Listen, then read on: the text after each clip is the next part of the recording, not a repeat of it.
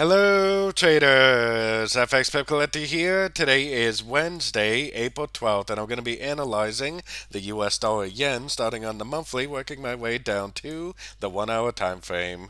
But first, take a look at my new Forex trading course available to all Gold Patreon members. Link for that can be found here in the corner. So on the US dollar yen monthly, I still think this is most likely the end of a wave C right here. If that really is the end of a wave C, then this is actually going to be in a downtrend and it's going to continue to make lower lows and lower highs, probably eventually taking out this low because that's what happens when you have the end of a ABC correction, whether you're talking about the monthly or the 1 minute or actually anything in between. So let's take a look at that on the weekly time frame.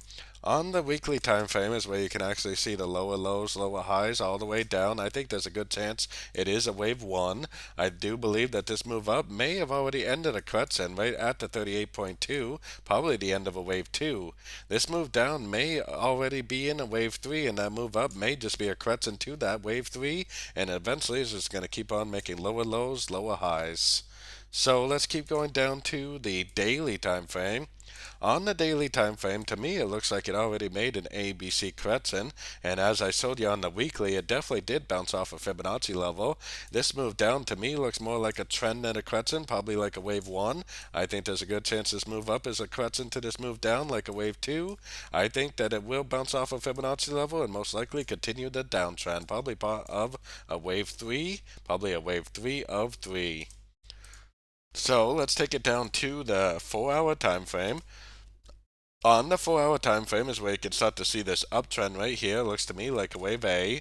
This move down is more like a trend also, but I think it is a correction, like a motive wave B correction. Then this move up definitely looks like a trend. Now we are at the 50% level. If this does turn down, if it does take out structure, that will tell me that this is the end of a wave C, and that definitely would be a nice entry to go short for the continuation of this downtrend. But I definitely would need to see that structure taken out before I would actually believe that this is the end of an ABC correction. So let's head down to the 1 hour time frame. Now on the 1 hour time frame, we do have to remember that today is CPI news for the US dollar, so whatever is happening now is going to be setting itself up for the news later.